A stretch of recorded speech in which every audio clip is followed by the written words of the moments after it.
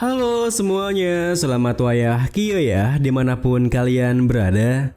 Kembali lagi bersama Mamang dan di video kali ini kita bakal lanjutin manhwa Trans Institute. Kita masuk di part 82. Di awal video ini, keesokan harinya Arya yang mendengar kabar jika Dream Team diundang oleh Asia Hunter Amerika Serikat pun segera mengadakan upacara penobatan gelar khusus pada Kim dan juga Dream Team, di mana para warga dari negara Inggris, Wales, Skotlandia, dan Irlandia Utara berkumpul tanpa melihat wilayah atau asal mereka. Acara itu pun berlangsung terbilang luar biasa karena gelar tersebut diberikan pada orang luar, bukannya warga lokal.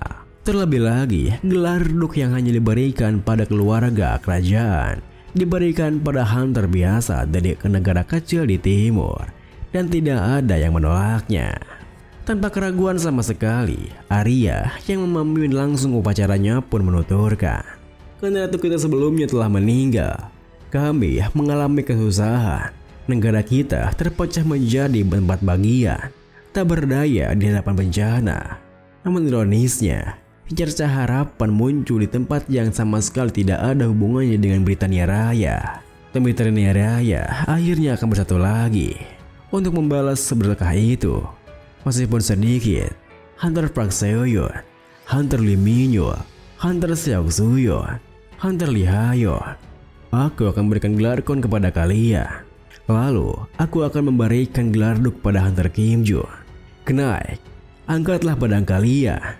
Mendengar pidatonya, para warga yang menyaksikannya pun berteriak dengan serentak, "Hidup yang mulia!" Kemudian, setelah upacara selesai, Arya yang ditemani oleh Tuan Robert pun mengantar kepergian Kim Jun dan Dream Team yang meminjam private jet kerajaannya, di mana anggota Dream Team yang merasa bersyukur akan hal itu pun berbincang sebelum keberangkatannya. Aku bersyukur bisa meminjam private jet dari keluarga kerajaan Inggris. Kapten kita mungkin akan menjual gelar duknya untuk membayar biaya penerbangannya kan?" Mendengar perbincangan mereka, Arya dan Tuan Robert yang bisa membayangkannya pun terdiam daftar berpikir. Mereka benar. Jika itu Kim Jun, dia mungkin akan menjualnya suatu hari nanti. Namun, meskipun Arya berpikir seperti itu, dirinya tetap mengagumi Kim Jun segera menjabat tangannya sebelum kepergiannya. "Hunter Kim Jun, terima kasih karena menunjukkan dunia yang cerah. Saya takut terjebak hanya untuk menyerah." Kim Jun yang merasa canggung pun berkata, "Aku hanya memberikan sedikit motivasi. Andalah yang mengubah diri Anda sendiri yang mulia." Melihat tingkah yang seperti itu, Arya pun tersenyum membalas, "Seperti yang dikatakan nenekku waktu sebelumnya, akan kutunjukkan bahwa negara ini bisa menjadi apapun yang kami inginkan. Semoga berhasil dengan perjalananmu."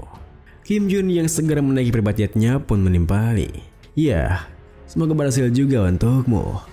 Namun, di saat Arya melambaikan tangannya untuk mengiringi kepergian mereka, kakek Mincul yang berjalan melewatinya tiba-tiba saja memujinya, di mana Arya lebih baik daripada neneknya Beatrix. Tentu saja, pujiannya itu pun membuat Arya terkejut. Meskipun begitu, Arya sama sekali tak bisa menyinggung perasaan senangnya. Hingga setelah jet privatnya mengudara, Arya pun melangkah pergi dengan senyuman di wajahnya. "Ayo kembali ya Robert, ada banyak pekerjaan yang menunggu."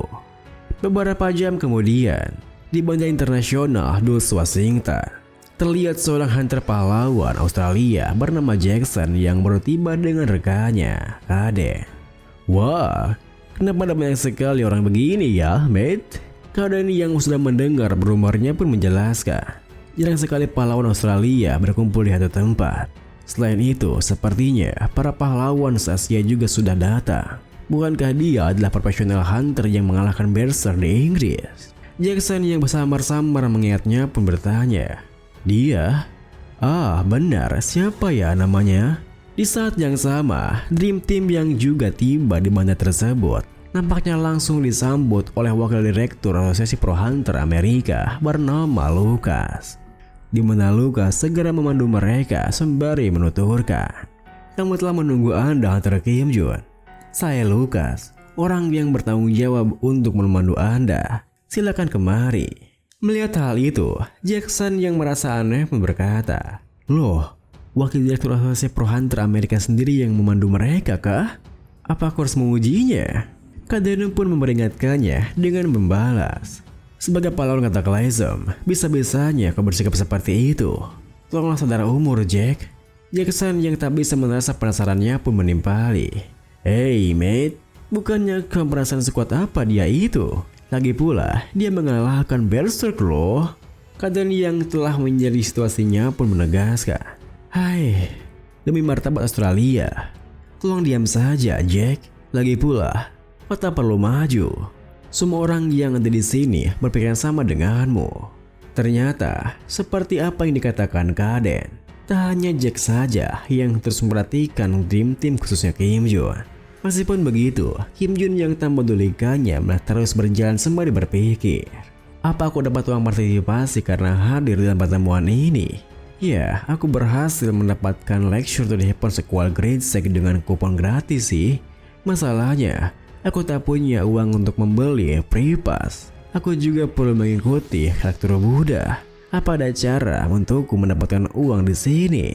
Saat Kim Jun berpikir seperti itu, tiba-tiba saja Colin muncul menghadang jalannya bertanya, "Apa kau Hunter Asia yang bernama Kim Jun?" Meskipun Kim Jun nampak biasa saja, Lucas yang sungguh terkejut dengan kemunculannya di sana sontak terperanjat bertanya, Colin, kenapa kau ada di sini?" Colin yang begitu sinis pun berkata, "Hah? Apa? Apa kau tak boleh datang ke bandara?" Lucas yang tahu niatannya pun membalas, "Tolong minggirlah Colin. Pria ini diundang secara pribadi." Colin yang tak mempedulikannya pun terus mendekat sembari menimpali, Kau tak mungkin bisa menghalangiku, Lucas. Sungguh disayangkan. Aku datang untuk melihat Hunter yang mengalahkan Berserk. Tapi sepertinya kau tidak kuat sama sekali ya." Namun, meskipun Colin telah merendahkannya begitu, Kim Jun malah sama sekali tak mengerti apa yang dikatakannya, karena Hayon tak menggunakan speed translator kepadanya. Oleh karena itu, Kim Jun pun mengajak timnya untuk pergi lebih dulu. Tuan Lucas, sepertinya kalian sedang berdiskusi ya. Kami akan menunggu di luar sana kalau begitu. Ayo guys, mari kita pergi secepatnya. Dan Hayon, apa kau bisa mengaktifkan speed translator? Aku tak mengerti apa yang mereka katakan. Ayah, nice to meet you, bye." Tentu saja, tingkahnya yang seperti itu membuat Lucas dan Colin terkejut. Hingga Colin yang merasa diabaikan pun segera mengejarnya sembari belakang. "Sialan, apa kau mengabaikanku, ha?" Namun, belum sempat tombaknya bisa menggapai Kim Jun. Kim Jun sendiri telah berbalik menangkap tombaknya dengan tangan kosong, yang itu saja membuat Colin dan Lucas semakin terkejut. Akan tetapi, meskipun situasinya nampak sangat memanas, Dream Team yang sudah terbiasa dengan sikap Kim Jun seperti itu pun nampak begitu tenang. "Hai, apa yang terjadi? Apa Kapten akan berkelahi?" "Hai, tak ada kedamaian sama sekali." Lalu, di saat Colin mulai panik karena tombaknya tak bisa digerakkan sama sekali, Kim Jun yang menatapnya tajam bertanya, "Apakah maksudnya ini?" Tentu saja, Colin yang terkejut dengan responnya sama sekali tak bisa mengatakan apapun. Hingga meski Kim Jun merasa jika sepertinya ia sedang diremehkan, ia memilih untuk perjalanan pergi dari sana meninggalkannya sembari melanjutkan, "Aku tak mau membuat masalah, jadi mari kita lupakan ini." Namun, alih-alih berhenti sampai di sana, bersamaan dengan Lucas yang mengejar Kim Jun untuk menanyakan keadaannya, Colin malah kembali memprovokasinya. "Hei, pengecut, apa kau takut? Ku dengar kau juga menggunakan spear. Bukankah ini kesempatan yang bagus untuk belajar dari seniormu?" Pengecut yang mengklaim dirinya dan 4 bonekanya mengalahkan Berserk. "Apa sungguh kamu menyebut itu tim dan Guild? Klaim bahwa kau mengalahkan Berserk pasti juga sebuah kebohongan, Kak."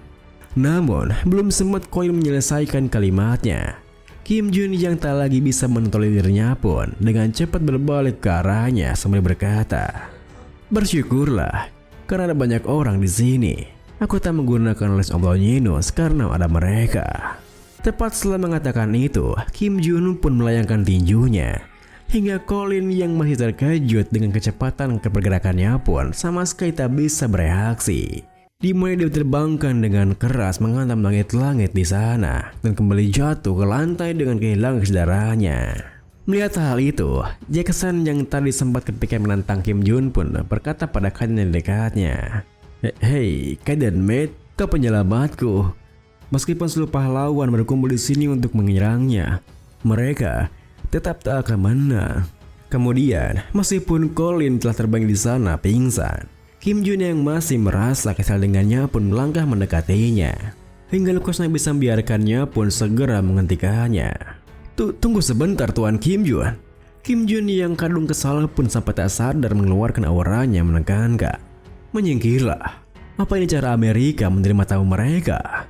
Meskipun aura Kim Jun membuat tubuhnya gemetaran, Lucas tetap memberanikan dirinya berkata, "Saya akan melakukan apapun sesuai keinginan Anda. Jadi, tolong maafkanlah kali ini saja." Mendengar perkataannya, Kim Jun pun mulai melambatkan langkahnya, yang membuat Lucas bisa sedikit bernapas sembari berpikir, tentu saja Colin lah yang salah awalnya. Tapi jika dia mati, Asosiasi Hunter Amerika harus minta pertanggungjawaban antara Kim Jun entah bagaimana. Itu sama saja membuatnya menjadi musuh. Sia, memikirkannya saja sudah menakutkan. Di saat Lucas berpikir seperti itu, Kim Jun yang menghentikan auranya bertanya, "Baiklah, berapa banyak yang kau tawarkan sebagai ganti nyawa Colin?" Seketika itu juga, Lucas pun tersentak kaget dengan apa yang dikatakannya. Akan tetapi, jika masalah itu bisa diselesaikan dengan uang, maka semuanya akan berjalan dengan mudah. "Terima kasih atas ampunan Anda, Tuan Kim Jun." Melihat hal itu, Minyul yang tahu kebiasaan Kim Jun pun refleks bertanya pada Suyon di sampingnya, Hei, berapa banyak uang kas Amerika?" Suyon yang juga memahaminya pun segera mencarinya di Google. Itu, uang pertahanan mereka sekitar 1.000 triliun. Beberapa saat kemudian, setelah menyelesaikan urusan Colin dengan uang, Lucas pun mengantar Dream Team menuju Asosiasi Pro Hunter Amerika. Akan tetapi, berkebalikan dengan Kim Jun yang nampak begitu kegirangan karena saldo di rekeningnya, Lucas sendiri malah terlihat begitu menyesal keputusannya hingga berpikir, $500 miliar anjir? Itu terlalu mahal meski sebagai ganti nyawa pahlawan Liza. Mungkin seharusnya kami biarkannya saja tadi. Hai sia. Meskipun Lucas ingin bergelut di sana, ia harus terus bersikap profesional, di mana ia segera menenangkan dirinya bertanya, Hunter Kim Jun, maaf jika tidak sopan, tapi ada yang ingin saya tanyakan. Apa makhluk yang terlawan di Inggris benar-benar adalah Berserker? Kim Jun yang duduk bersampingan dengan kakek Minjul pun berkata, "Benar, itu sungguh Berserker, dan dia telah dikalahkan." Dengan wajah seriusnya, Lucas memberikan sebuah tablet berisikan suatu rekaman video sembari menjelaskan, "Kalau begitu, apa Anda berkenan melihat ini? Itu terjadi kemarin. Area tersebut telah dikarantina karena adanya amukan distorsi Danger. Otoritas kami mencurigai ini adalah hasil distorsi Namun, belum sempat Lucas menyelesaikan penjelasannya, kakek Minjul yang bisa menebaknya pun bertanya, "Kekuatan Berserker ya?"